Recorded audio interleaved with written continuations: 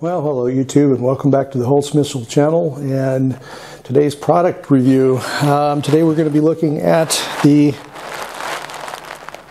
Festool Trion PS300 EQ Plus. Now, before I get into the review, I'd like to start off with a little bit of a shop rant. Now, you know, we're all aware of the quality of tools. And you know, it's kind of one of these things where a lot of times tool buying becomes kind of a Peter meter contest of sorts. And while there is some veracity to buying good quality tools, you got to keep in mind that the tool that you have, this tool right here, is only the modicum that drives the cutting implement. So if you're buying shitty blades, you can have the best tool in the world and you're still going to end up with a shitty cut, or in whatever case you're still going to end up, you know, with a bad tool. For those of you out there who can't afford to buy tools like this, I realize that you know, budget constraints are always an issue. I have them too. I just save my shekels up. Because I do this professionally for a living, I can't afford to buy a $30 jigsaw every 2 weeks and then you know, keep coming back for more. Years ago, I bought just that, a $30 jigsaw at Grangeville Builder Supply, and I cut 2 holes in the bed of my truck with it for stake pockets, and yes, doodly doodly do, and the thing was burned up in a matter of minutes. So, and then I wound up going to Home Depot down in Lewiston and then buying a real saw, a real jigsaw from Bosch, and that thing gave me lots of years of good service, so I can't complain there. The one thing you got to look out for if you're doing this for any length of time is whether or not the operational part of it, i.e. the head, the gears, this applies for drills, jigsaws, circular saws, any kind of a tool that has moving parts, that this part is out of metal, be it aluminum, be it magnesium, whatever. The metal can deal with the heat stresses a lot better. The plastic tools, like say Black & Decker markets, you know, I'm just grabbing them as an example. The plastic housings on there, they're just designed for, you know, an once-off cut, and that's it. You know, if you run more than 5 minutes, you're running the risk of actually melting the bearing out of the housing. So that's one of the things you got to watch for, is, you know, metal in the head of the machine. So anyway, let's get on into the review here. We're going to go over everything that's included in this box, and I'll swing the camera around here and give you guys a good bird's eye view of what's going on with this thing. So here we have the Festool Trion, as it says right here. Why Trion? Who knows? It's probably one of those marketing gags. But anyway, this is the Festool PS300 EQ. We're not going to be doing a AVE style disassembly here, where we're going to look this thing under the skirt and see how it's put together. There's, you know, AVE took apart some Festool tools before and showed us what's inside them, and so the quality is rather good. So this is the kit that I bought the other day. You guys saw that at the store that I, you know, Dream a Little Dream. So the kit comes with 2 blades. These are blades from Festool. These are wood blades, and we're going to be cutting aluminum today. So we're going to be giving these blades a torture test, and also the saw, because aluminum is a fairly tough material. It's not so much, it's soft and gummy, and so it really puts a strain on the machinery.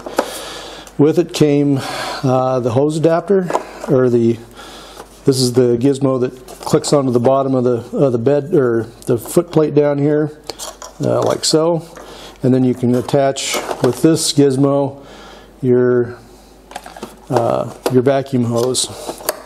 Then of course the cord. They have a bayonet type plug here that plugs into the back. You stick it in there and twist. You got to get it in there right, dummy. So this would be a bayonet style, and for you folks in the States that are running on 110, you would have the standard US style plug. This is of course for Europe, the 220. So this is what 21,000 rubles will buy. Oh, and I forgot, they have this little Splinter Guard here, and this snaps into the foot of the saw here, and you have to snap this in as it's running. You can't seat it quite all the way. There is, when you look on here, there's a little there's a prismatic, a triangular groove right here, and it only goes up so far, and so you got to make sure that you got the two notched ends pointing outward, and then you can insert this, and then when your blade is inserted, then you bump this up against something and insert it while the blade is running. And then also included is this little guard here to keep the chips from going all over. We're going to go ahead and take that off for today because we're going to be working outside and we won't need this.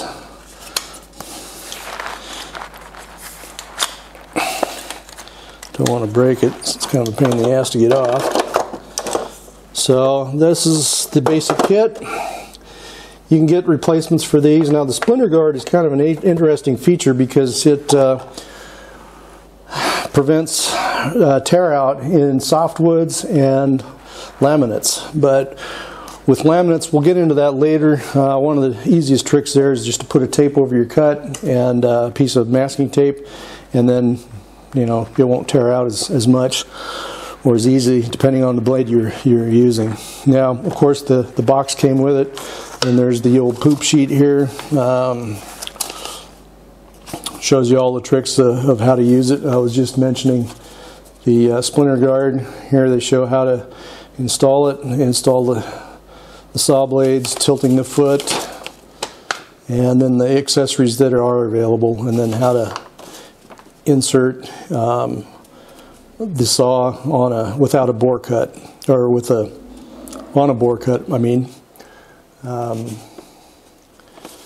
So anyway, there's that, and then the safety instructions.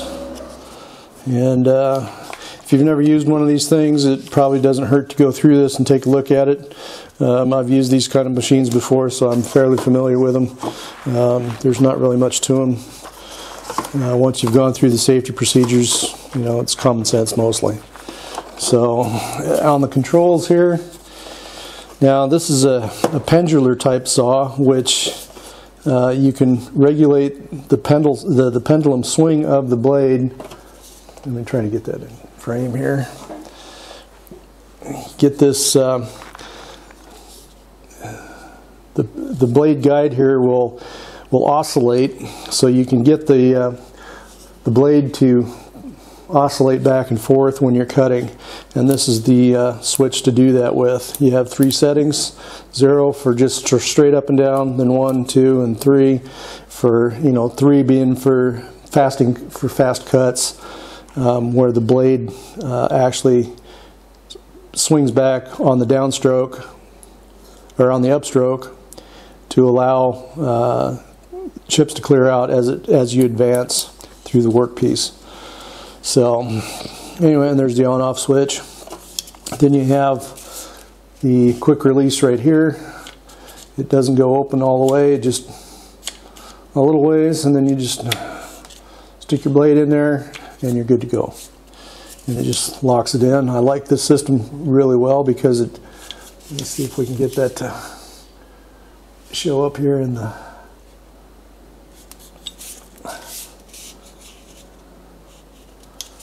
trying to look in the viewfinder and rotate this, and then you can't really see that, can you?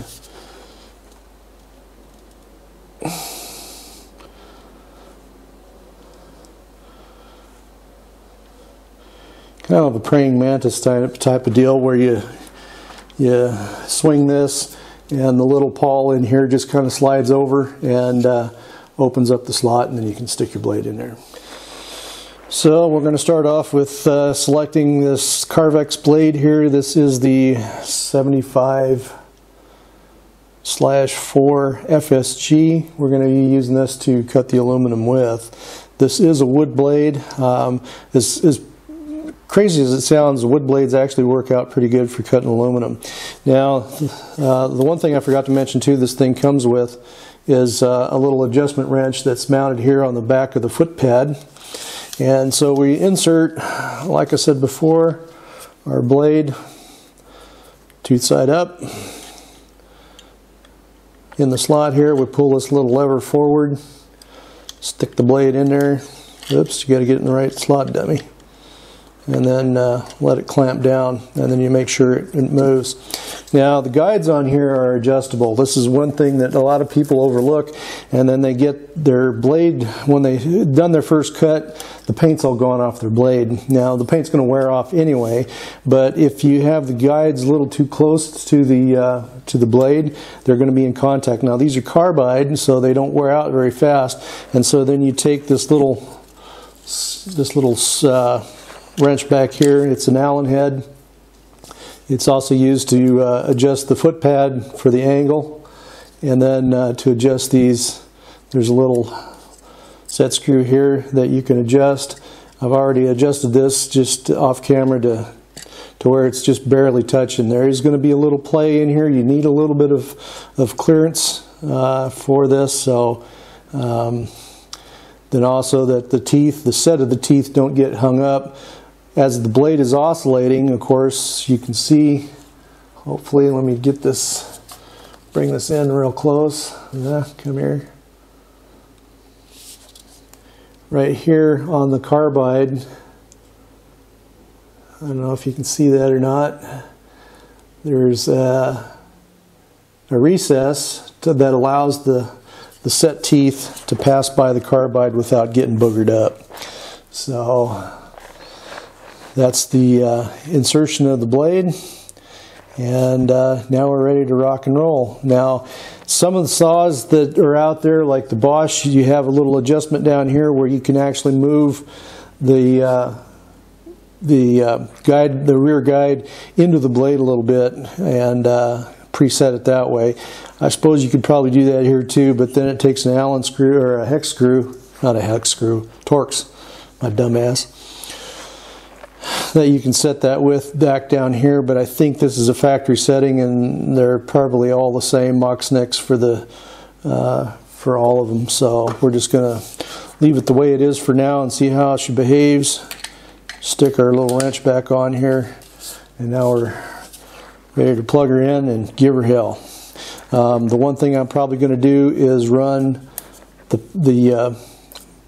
I've used an old AEG before on this piece of aluminum, and I set it on 1, and it seemed to work pretty good that way. Normally in steel you would run it on 0, and then hardwoods 1 and 2, and then softwoods 3. So we're going to go ahead and set it on 1 and go from there. So the other thing I forgot to mention is there's a variable speed here on the back end of it. You can go up to 6. I'm not sure how many oscillations per minute this is. We're going to start off as a soft start. It's a pretty nice feature. And you can see the blade oscillation.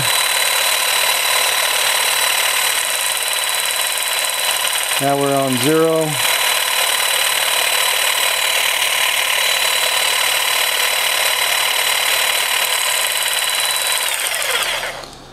So we're going to go ahead and start it out on 1 and the lowest possible setting, and increase speed if we need to. So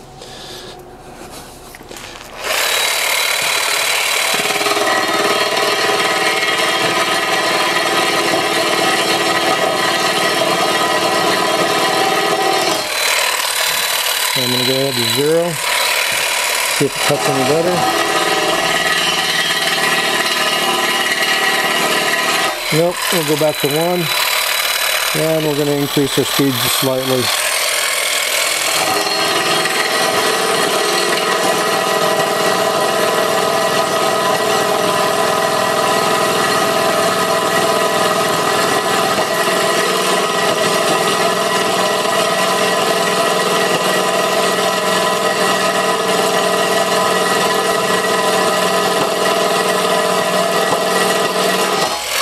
starting to jump. We'll go back to 0 and try it again.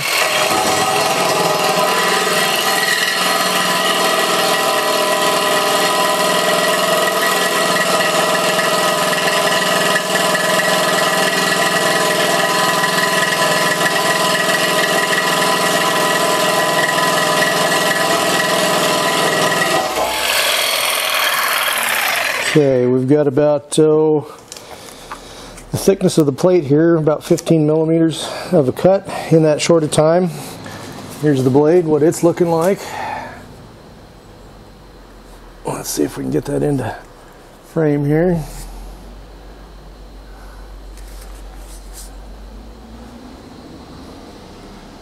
So the teeth aren't being damaged at all.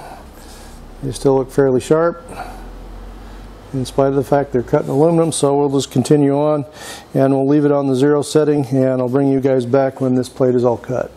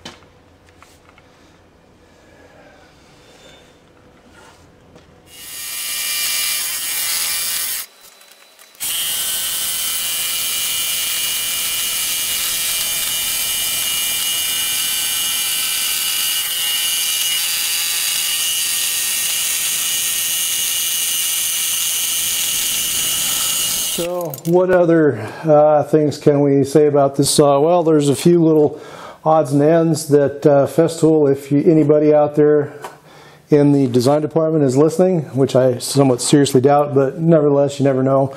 The box could use a little spot for blade storage. Unfortunately, they've only got a little bit of a slot down here for blade storage, which means your blades are going to be banging around, banging into one another, and there's nothing worse for a cutting tool than banging into another cutting tool.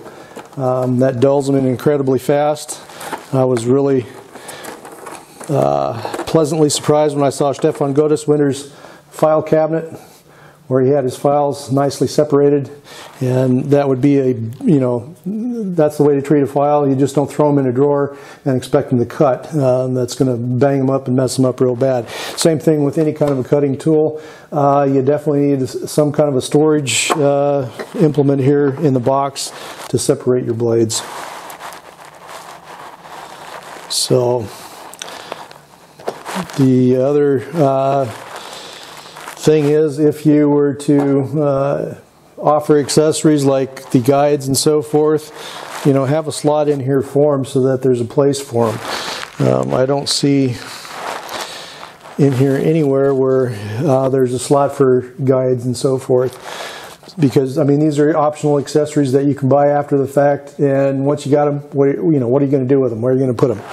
The circle cutter, same thing. If you're going to have those kind of accessories available, please put a slot in here in the molding. It's not that hard to do. Doesn't mean you have to buy them, but at least you have the option of putting them in with the tool to store them with the tool. And like I say, definitely do something about the blade storage. That's a big problem. Either put something in the lid, a pocket to where you can stick the blades in, or the little the envelopes to where you can stick those in. That would be a nice added feature that would go real well with that. I might just shoot off Festo a little email, a critique on that, and suggest that upgrade to them so that they could do that later on. I can't remember if their rail saw there, the one that dips down, if that has blade storage or not. I used to work with one years ago, and I want to say there was a slot in the container that had there was a slot in the container specifically for the saw blades, but nothing here on that. Well, YouTube, that was quite the intense test. As you saw, broke a blade. Now, the blade failure is attributable solely to operator error. I did end up selecting the wrong blade. Sorry about the moving around here. I should have taken the other blade right from the get-go. Can't always tell with wood blades. There's so many grades out there, and I'm not too familiar with jigsaw blade grades that I can say that I'm an expert on the subject. So again, we started off with the S75/4 FSG. What that's all good for is on the back of the package here. It shows all kinds of stuff. It was actually supposed to be suitable for it because it has a fairly wide set. Now the other one is the 75/4K. It too has a wide set. It's supposed to be suitable for all woods. And then it has this little K designator, and that's probably because of the tooth form that is ground into the blade. It's called a K tooth.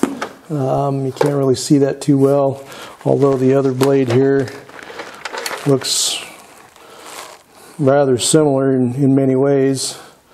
If there is a difference, I can't see it other than the width of the blade. The one that broke is quite a bit wider, about 2 millimeters, versus this skinny little guy that's on here now. So one of the things I did notice, the corpus of this thing was getting hot, in particular right here where you want to grab it. That's due to electrical motors don't like slow speeds, and particularly these have to turn at a rather high rate in order to maintain cooling, and that's why you pretty much want to usually only run them in wood and not so much metal, because with the metal, especially aluminum, this was a torture test grandiose. These things get hot fast, and so that's death on any electric motor. And so I was running between the 1 and the 2, close to the 2 mark here on the speed dial. That seemed to be a pretty good speed for this blade, the aluminum. And one thing else I did in addition to when the blade failed is I went and got some Wiener Schleider and sprayed the bottom of the board, because the saw is cutting on the upstroke, and so if you spray from the top down, the blade isn't going to get much, if any, lubrication at all. So I applied the lube to the bottom of the blade, or to the bottom of the work, in order to pull it up into the cut, and that seemed to work out. And then of course I gave it a little bit of lube on that. Did that before the blade failed, actually. And the other thing that this blade was doing, it was gumming up. I tried different speeds, and that's another reason that the blade failed, is I ran it all the way up to full speed, the number 6 I think on the dial, yeah, number 6, and ran it in, and the blade immediately gummed up, and so it probably got some micro cracks in there. At that time I had to sit there and pick it out with my Swiss Army knife out of the teeth, you know, the gummed up aluminum. Went back to the original speed of about 2, 1.5 to 2, and that seemed to work pretty good for a while. And then of course adding the lube helped tremendously. And then you saw right there at the end the failure of the blade where it just snapped off. And again, probably my error. I see here also on the dial, and this is one thing I'm not real crazy about, is the proximity here of the switch between 1 and 2. You can't really see it, and I was on 2 and didn't know it. And at 1, this thing works really good in aluminum. It cut really well. The tool performed, you know, this part of the thing performed just okay. I mean, just peachy. There's no bitches about that, other than the fact it did get warm, but again, that's due to the slow speed of the motor. Now, blade failure, again, I can't stress this enough. These tools are only a modicum for driving the saw blade. The quality of your saw blade is going to be the thing that you're going to have to watch out for. Even for you folks out there on a real skimpy budget, don't skimp on buying cheap saw blades, cheap drill bits, and that sort of thing. It's going to bite you in the ass really hard, really fast. I was just watching a guy the other day on YouTube that was building a thickness planer. He had a little handheld planer and he made a thicknesser out of it. And it wasn't so much the project that I gave him a thumbs down, it was the fact that his tools were so dull, his bits were so dull, he was just torturing his drill trying to drill into a piece of pine. I mean, give me a break. Dude, if you're going to be that sloppy, don't even attempt a project like that. Get your tools at least sharpened so that they perform in an adequate manner. Again, the quality of the cutting tool is going to be the paramount issue in your shop. So don't skimp on saw blades, drill bits, and other cutting implements. The tool itself is just, again, it's a motor to drive the actual tool that's doing the cutting. So with that, I would rate this jigsaw on a scale of 1 to 10, easy a 10. I mean, not only because it's made in Germany, it did perform exceptionally well. I was expecting, you know, this thing when they get hot, they have a tendency to burn up, and this thing is still warm. It got up to, I would say, somewhere between 60 and 70 C on the case out here, so it did get quite warm, but it didn't seem to hurt it or affect it. The startup capability in the cut of this, as long as you maintain a little downward pressure, just fine. Again, but that's you know, that's a characteristic of the saw blade itself, not the machine. So the tooling here, I'm going to have to give this a pretty good grade as well on a scale of 1 to 10. Also easy a 10. This blade is a little dull now from cutting that aluminum. There was a heavy oxide layer on it, and aluminum oxide is incredibly dulling on tools, even on, you know, mill bits, end mills, and so forth. So overall, this thing did really, really well. So it was well worth the 21,000 rubles I paid for it. It has a capacity. It tells you when you start looking at these things. It tells you, you know, what the capacities of it are. Here we have, for example, the strokes. Okay, this is between 1,000 and 2,900 strokes per minute. Maximum stroke of 26 millimeters, and then the maximum saw blade length that you can run is 120 millimeters. So I'm not sure if this last symbol here indicates the thickness of the work or the blade length. I'm guessing it's probably a combination of both. If I had to guess, it's probably going to be a blade that will cut through 120 millimeters worth of work. So that will easily end up being a 14 millimeter or 140 millimeter blade, or even a 1600 millimeter blade. So roughly 6 to 7 inches long. Although I don't even know if they make them that long, to be honest. But anyway, that's our little show for today on the Festool PS300 EQ Plus. I'm going to take some stills and post these at the end of the video, especially from the failed blades, so you can see the wear pattern of the carbide guides on the blades. Now that may not seem like a big issue to most folks out there, but guides do play a critical role in saws and how they behave. So, you know, I started off a series, Riding the Fence, that's on a winding planer that shows, you know, the setup of a fence. Now, fences also include fences for saw guides. That's a fence. Fences for other work, you know, for the wood itself and so forth. So anyway, if there's any questions or suggestions or critiques, by all means, put them in the comment section below. I've been getting a few people out there that have been giving me thumbs down. If there's something out there on the video that you don't like, please, by all means, leave it in the comment section below. Critique the video as to what it is that you're not liking, and then that way I can either make changes or, you know, tell you to piss off or whatever. You know, I mean, don't take me literally on that. I wouldn't dream of telling somebody to piss off if they give me a good, solid critique if I'm doing something. I realize that, you know, sometimes the camera angles kind of suck.